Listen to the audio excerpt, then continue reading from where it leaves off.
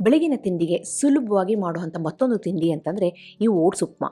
ಈ ಓಟ್ಸ್ ಉಪ್ಮಾನ ಇಂಟ್ರೆಸ್ಟಿಂಗಾಗಿ ಮಾಡಬೇಕು, ಹಾಗೆಯೇ ಅಂಟಿರಬಾರ್ದು, ರುಚಿಯಾಗಿರಬೇಕು. ಈ ರೀತಿ ಮಾಡೋದಕ್ಕೆ ಯಾವ ಸಾಮಗ್ರಿ ಎಷ್ಟು ಹಾಕಬೇಕೆಲ್ಲ ಡೀಟೇಲ್ ಆಗಿ ನೋಡ್ಕೊಂಡು ಬರೋಣ. ನಾನು ಆಶಾ, ನಿಮಗೆಲ್ಲರಿಗೂ ಅಡುಗೆ ಸಾಧನಕ್ಕೆ ಸ್ವಾಗತ. ಇವತ್ತಿನ ಈ ಓಟ್ಸ್ ಉಪ್ಮಾನ ನಾನು ಅಗರ ಅವರ ಟ್ರೈಪ್ಲೈ ಸ್ಟೀಲ್ ಕಡಾಯಿನಲ್ಲಿ ಮಾಡ್ತಾಯಿದ್ದೀನಿ. ಈ ಓಟ್ಸ್ ಉಪ್ಮಾ ಉದುದ್ರಾಗಿರಬೇಕು, ಅಂಟಾಗಿರಬಾರ್ದು ಅಂತಂತಂದರೆ ಈ ರೀತಿ ನಾವು ಓಟ್ಸನ್ನು ಹುರ್ಕೋಬೇಕಾಗುತ್ತೆ. ಮಾಮೂಲಿ ನಾವು ರವೆ ಉಪ್ಮಾಗೆ ಹೇಗೆ ರವೆನ ಹುರ್ಕೊಳ್ತೀವೋ ಅದೇ ರೀತಿ ಇಲ್ಲಿ ಬಾಣಲಿಗೆ ಈ ಓಟ್ಸ್ 2 ಕಪ್ನಷ್ಟು ಓಟ್ಸ್ನ ತೊಗೊಂಡಿದ್ದೀನಿ. ಅದನ್ನು ಹಾಕ್ಕೊಂಡು ಲೋ ಫ್ಲೇಮಲ್ಲಿ ಇದನ್ನು ಒಂದು 7 ರಿಂದ 8 ನಿಮಿಷನ ಹುರ್ಕೋಬೇಕಾಗುತ್ತೆ. ಈ ರೀತಿ ಹುರಿಯೋದ್ರಿಂದ ಓಟ್ಸ್ ಉಪ್ಪಿಟ್ಟು ಮಾಡಿದಾಗ ಅದು ಉದುದ್ರಾಗಿರುತ್ತೆ, ಚೆನ್ನಾಗಿರುತ್ತೆ ತಿನ್ನೋದಕ್ಕೆ. ಈಗ ನೋಡಿ, ಚೆನ್ನಾಗಿ ಹುರಿದಾಗಿದೆ, ಸ್ವಲ್ಪ ಲೈಟಾಗಿ ಕಲರ್ ಚೇಂಜ್ ಆಗುತ್ತೆ. ಹಾಗೆ ಆ ಓಟ್ಸು ಒಂಥರ ಎಲೆಯಾಗಿ ಉದುದ್ರಾಗಿ ಸ್ವಲ್ಪ ಅಗಲವಾಗಿ ಬರುತ್ತೆ. ಇದು ರೆಡಿಯಾಗಿದೆ ಅಂತ ಇದನ್ನು ಸೈಡಿಗೆ ತೆಗ್ದಿಡೋಣ. ಇವಾಗ ಅದೇ ಬಾಣಲಿಗೆ ನಾನು ಏನು ಮಾಡ್ತಾಯಿದ್ದೀನಿ ಅಂತಂದರೆ 1 ಟೇಬಲ್ ಸ್ಪೂನಷ್ಟು ಎಣ್ಣೆನ ಸೇರಿಸ್ಕೊಳ್ತಾ ಇದ್ದೀನಿ. ಎಣ್ಣೆ ಒಂದು ಮಟ್ಟಿಗೆ ಬಿಸಿಯಾಗಿದೆ ಅಂದಾಗ ಇದಕ್ಕೆ ಮಾಮೂಲಿ ಒಗ್ಗರಣೆ ಸಾಮಗ್ರಿಗಳನ್ನ ಸೇರಿಸ್ತಾ ಇದ್ದೀನಿ. ಇಲ್ಲಿ ಸ್ವಲ್ಪ ಜೀರಿಗೆ, ಸ್ವಲ್ಪ ಸಾಸಿವೆ, 1 ಟೀ ಸ್ಪೂನಷ್ಟು ಉದ್ದಿನಬೇಳೆ, 1 ಟೀ ಸ್ಪೂನಷ್ಟು ಕಡಲೆಬೇಳೆ, ಇಷ್ಟನ್ನು ಹಾಕ್ಕೊಂಡು ಲೋ ಫ್ಲೇಮಲ್ಲಿ ಹುರ್ಕೊಳ್ತಾ ಇದ್ದೀನಿ. ಬೇಳೆಗಳು ಕಲರ್ ಚೇಂಜ್ ಆಗಬೇಕು, ಸಾಸಿವೆ ಚೆನ್ನಾಗಿ ಸಿಡಿಬೇಕು. ಹಾಗೆಯೇ ಇಲ್ಲಿ ಒಂದು 5 ರಿಂದ 6 ಕೆಂಪು ಮೆಣಸಿನ್ಕಾಯಿನ, ಒಣ ಮೆಣಸಿನ್ಕಾಯಿನ ಸೇರಿಸ್ತಾ ಇದ್ದೀನಿ. ಖಾರಕ್ಕೆ ನಾನು ನೆಕ್ಸ್ಟ್ ಪುಡಿನ ಸೇರಿಸ್ತೀನಿ. ಯಾವ ಪುಡಿ ಅಂತ ನಾನು ಮುಂದೆ ಹೇಳ್ತಾ ಹೋಗ್ತೀನಿ, ಅದನ್ನು ನೆಕ್ಸ್ಟ್ ಸ್ಟೇಜಲ್ಲಿ ಹಾಕೋಣ. ಈಗ ಕೆಂಪು ಮೆಣಸಿನ್ಕಾಯಿ ಎಲ್ಲ ಸ್ವಲ್ಪ ರೋಸ್ಟ್ ಆಗಬೇಕು, ಲೋ ಫ್ಲೇಮಲ್ಲಿ ಹುರ್ಕೊಳ್ತಾ ಇದ್ದೀನಿ. ಇವಾಗ ಈ ಒಗ್ಗರಣೆ ಸಾಮಗ್ರಿಗಳು ಹುರಿದಾಗಿದೆ ಅಂದಾಗ ಇಲ್ಲಿ 1 ಇಂಚಿನಷ್ಟು ಶುಂಠಿನ ಸಣ್ಣ ತೂತದಲ್ಲಿ ತುರ್ಕೊಂಡು ಆ ತುರಿದಂತಹ ಶುಂಠಿನ ಇಲ್ಲಿ ಸಹ ಸೇರಿಸ್ಕೊಂಡು ಹುರ್ಕೊಳ್ತಾ ಇದ್ದೀನಿ. ಅದಾದಮೇಲೆ 1 ಈರುಳ್ಳಿನ ಈ ರೀತಿ ಸಣ್ಣದಾಗಿ ಕಟ್ ಮಾಡಿಕೊಂಡು ಅದನ್ನು ಸಹ ಈ ಒಗ್ಗರಣೆ ಸಾಮಗ್ರಿಯೊಂದಿಗೆ ಹಾಕ್ಕೊಂಡು ಲೋ ಫ್ಲೇಮಲ್ಲಿ ಹುರ್ಕೊಳ್ತಾ ಇದ್ದೀನಿ. ಈರುಳ್ಳಿ ಕಲರ್ ಚೇಂಜ್ ಆಗಬಾರ್ದು, ಆದರೆ ಸ್ವಲ್ಪ ಟ್ರಾನ್ಸ್ಪರೆಂಟ್ ಆಗಬೇಕು. ಈರುಳ್ಳಿ ಟ್ರಾನ್ಸ್ಪರೆಂಟ್ ಆಗಿದೆ ಅಂದಾಗ ಅದಕ್ಕೆ ಒಂದು ಹಿಡಿಯಷ್ಟು ಕರಿಬೇವಿನ ಎಲೆಯನ್ನು ಹಾಕ್ಕೊಂಡು ಸಹ ಚೆನ್ನಾಗಿ ಹುರ್ಕೊಳ್ತಾ ಇದ್ದೀನಿ. ಈಗ ಒಗ್ಗರಣೆಗೆ ಹಾಕುವಂಥ ಎಲ್ಲ ಸಾಮಗ್ರಿನೂ ಹಾಕಿ ಕರೆಕ್ಟಾಗಿ ಹುರಿದು ರೆಡಿಯಾಗಿದೆ. ಈ ಸ್ಟೇಜ್ನಲ್ಲಿ ಯಾವ ತರಕಾರಿನಾದರೂ ಸೇರಿಸ್ಬೋದು. ನಾನಿಲ್ಲಿ ಒಂದು 3 ರಿಂದ 4 ಟೇಬಲ್ ಸ್ಪೂನಷ್ಟು ಫ್ರೋಝನ್ ಬಟಾಣಿನ ಸೇರಿಸಿದ್ದೀನಿ. ಆಗಲೇ ಸಾಫ್ಟ್ ಆಗಿದೆ, ಹಾಗಾಗಿ ನೀವು ಜೊತೆಗೆ ಕ್ಯಾರೆಟ್ ಸೇರಿಸ್ಬೋದು, ಆಲೂಗೆಡ್ಡೆ ಸೇರಿಸ್ಬೋದು, ನಿಮ್ಗೆ ಯಾವ ತರಕಾರಿ ಬೇಕೋ ಅದನ್ನು ಸೇರಿಸ್ಬೋದು.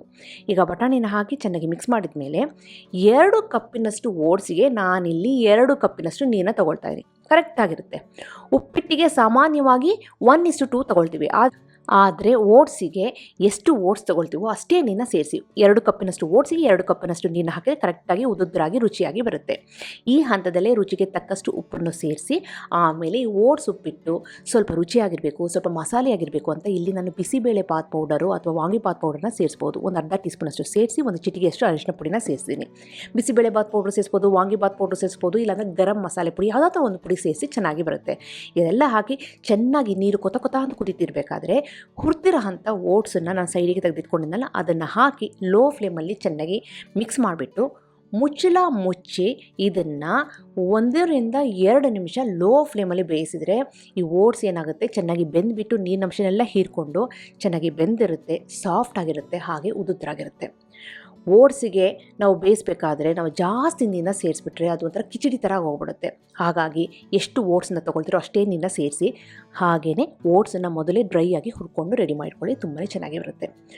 ಜೊತೆಗೆ ಎಲ್ಲ ಆಗಿದೆ ಅಂದಾಗ ಧಾರಾಳವಾಗಿ ಕೊತ್ತಂಬರಿ ಎಲೆನ ಸೇರಿಸಿ ಸ್ಟೌವ್ನ ಆಫ್ ಮಾಡಿಬಿಟ್ಟು ಆಮೇಲೆ ಒಂದು ಅರ್ಧ ನಿಂಬೆಹಣ್ಣಿನ ರಸನ ಸೇರಿಸಿ ಚೆನ್ನಾಗಿ ಮಿಕ್ಸ್ ಮಾಡ್ತಾಯಿದ್ದೀನಿ. ಈಗ ಓಟ್ಸ್ ಉಪ್ಪಿಟ್ಟು ರೆಡಿಯಾಗಿದೆ. ಲಾಸ್ಟಿಗೆ ರುಚಿ ಹೆಚ್ಚು ಮಾಡೋದಕ್ಕೆ ಅಂತ ಇಲ್ಲಿ 1 ಟೇಬಲ್ ಸ್ಪೂನಷ್ಟು ತುಪ್ಪದಲ್ಲಿ ಒಂದು 15 ರಿಂದ 20 ಗೋಡಂಬಿ ಬೀಜನ ಲೋ ಫ್ಲೇಮಲ್ಲಿ ಹುರ್ಕೊಳ್ತಾ ಇದ್ದೀನಿ. ಈ ಗೋಡಂಬಿ ಬೀಜ ಚೆನ್ನಾಗಿ ಕ್ರಿಸ್ಪಿ ಆಗಬೇಕು, ಕಲರ್ ಚೇಂಜ್ ಆಗಬೇಕು, ಅಲ್ಲಿವರೆಗೆ ಹುರಿದಾದ್ಮೇಲೆ ಮತ್ತೆ ಸ್ವಲ್ಪ ಕರಿಬೇವಿನೆಲ್ಲ ತುಪ್ಪದಲ್ಲಿ ಹುರಿದು ಸೇರಿಸ್ತಾ ಇದ್ದೀನಿ. ಕ್ರಿಸ್ಪಿ ಆಗಿರುತ್ತೆ, ತಿನ್ನಬೇಕಾದ್ರೆ ಚೆನ್ನಾಗಿರುತ್ತೆ ಅಂತ. ಈಗ ಹುರಿದಂಥ ಗೋಡಂಬಿ ಬೀಜ ಹಾಗೆಯೇ ಕರಿಬೇವಿನ ಎಲೆನ ತುಪ್ಪದೊಂದಿಗೆ ಆಗಿರೋವಂಥ ಈ ಓಟ್ಸ್ ಉಪ್ಪಿಟ್ಟು ಮೇಲೆ ಈ ಥರ ಹಾಕಿಬಿಟ್ಟು ಬಿಸಿ ಆಗಿರೋಂಥ ಓಟ್ಸ್ ಉಪ್ಪಿಟ್ಟನ್ನ ಗೋಡಂಬಿ ಬೀಜದೊಂದಿಗೆ ಸರ್ವ್ ಮಾಡಿದ್ರಂತೂ ಅದ್ಭುತವಾಗಿರುತ್ತೆ. ಓಟ್ಸ್ ಉಪ್ಪಿಟ್ಟ ಅಂತಂತ ಹೇಳೋರಿಗೆ ಈ ರೀತಿ ಓಟ್ಸ್ ಉಪ್ಪಿಟ್ಟನ್ನು ಮಾಡಿಕೊಡಿ, ಮತ್ತೆ ಓಟ್ಸ್ ಉಪ್ಪಿಟ್ಟು ಬೇಕು ಅಂತ ಕೇಳ್ತಾರೆ, ಅಷ್ಟು ರುಚಿಯಾಗಿರುತ್ತೆ. ಓಟ್ಸ್ ಆರೋಗ್ಯಕ್ಕೆ ಒಳ್ಳೆಯದು. ಜೊತೆಗೆ ಈ ತರಕಾರಿನ ಸೇರಿಸಿ ಗೋಡಂಬಿ ತುಪ್ಪ ಎಲ್ಲ ಹಾಕಿ ಮಾಡಿದ್ರಂತೂ A1 ರುಚಿ ಕೊಡುತ್ತೆ. ನಿಮಗೆಲ್ಲ ಈ ರೆಸಿಪಿ ಇಷ್ಟ ಆಗಿದೆ ಅಂತ ಅಂದ್ಕೊಂಡಿದ್ದೀನಿ. ಖಂಡಿತವಾಗ್ಲೂ ಟ್ರೈ ಮಾಡಿ ಹೇಗೆ ಬಂತು ಅಂತ ನನ್ನ ಕಮೆಂಟ್ ಸೆಕ್ಷನಲ್ಲಿ ದಯವಿಟ್ಟು ತಿಳಿಸಿ. ಹಾಗೆ ನೀವಿನ್ನು ಅಡುಗೆ ಸಾಧನಕ್ಕೆ ಸಬ್ಸ್ಕ್ರೈಬ್ ಆಗಿಲ್ಲ ಅಂದರೆ ತಡ ಯಾಕೆ, ಈಗಲೇ ಸಬ್ಸ್ಕ್ರೈಬ್ ಆಗಿ ಪಕ್ಕದಲ್ಲಿ ಬೆಲ್ ಬಟನ್ ಕೂಡ ಟಚ್ ಮಾಡಿ. ನಿಮಗೆ ವಿಡಿಯೋ ಇಷ್ಟ ಆಯಿತು ಅಂದರೆ ಲೈಕ್ ಬಟನ್ನ ಕ್ಲಿಕ್ ಮಾಡಿ, ಫ್ರೆಂಡ್ಸ್ ಆ್ಯಂಡ್ ಫ್ಯಾಮಿಲಿ ಜೊತೆ ಶೇರ್ ಮಾಡಿ, ವಾಟ್ಸಪ್ಪಲ್ಲಿ ಶೇರ್ ಮಾಡಿ. ಮತ್ತೊಂದು ಇಂಟ್ರೆಸ್ಟಿಂಗ್ ರೆಸಿಪಿಯೊಂದಿಗೆ ಭೇಟಿ ಆಗ್ತೀನಿ. ಎಲ್ಲರಿಗೂ thank you, bye bye, see you.